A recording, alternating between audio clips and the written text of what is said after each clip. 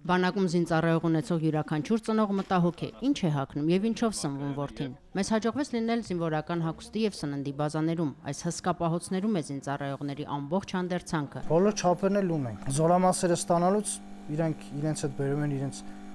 չափ սասակային տվյալները, ըստ այդմ հատկացվում է։ 2017 թվականին զինծառայողները կկրեն կիսաճտկավոր բնական կաշվից կոշիկներ։ Նոր կոշիկներն ունեն շնչող ներդիրներ։ Դրանք կարում են Ստեփանակերտի կոշիկի գործարանի վարպետները։ Համազգեստը շատ կարևոր է, իսկ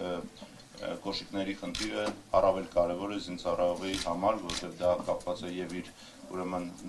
ինքնազգացողության եւ իր մարզման կազմակերպման հետ։ Զինվորական կոշիկները դեռ կբարելավեն որակն ու հարմարավետությունը, իսկ մինչև այդ եղանակային բոլոր պայմանների համար նախատեսված կոշիկների սեզոնայնությունն ապահովում են գուլպաները։ Գուլպա բրծյա, գուլպա կիսաբրծյա, գուլպա բամբակյա։ Գուլպաները հատկացվում են ըստ սեզոնների,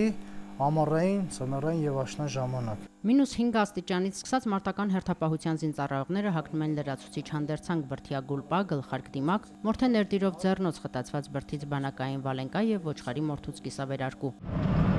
Զինվորական բարենի պահեստները եւս լեփլեցուն են, չորացրած կանաչուց մինչև մսամթերք, ձուկ ու կարակ։ Արագ փչացող սնունդը պահվում է մեծ սառցարաններում։ Մի քանի փորձաքննություն հաղթահարելուց հետո միայն սնունդը զորամասեր է հասնում սառցարաններ ունեցող մեքենաներով։ Մարտական հերթապահություն իրականացնող զինծառայողները հիմնականում ստանում են կիսաֆաբրիկատներ ու պահածոներ։ Տավարի միս, ճարպ, աղ, սող, սերպղպեղ, դափնու տերև։ Զինվորի բաժինը վաճառքի ենթակա չէ։ Բանակին մատակարարվող պարենի ամբողջ տեսականու վրա կա այս գրությունը, այնպես որ եթե որևէ վաճառակետում հանդիպեք զինվորի բաժին գրությամբ մթերքի, վստահ եղեք, որ գողացել են զինվորի բաժնից։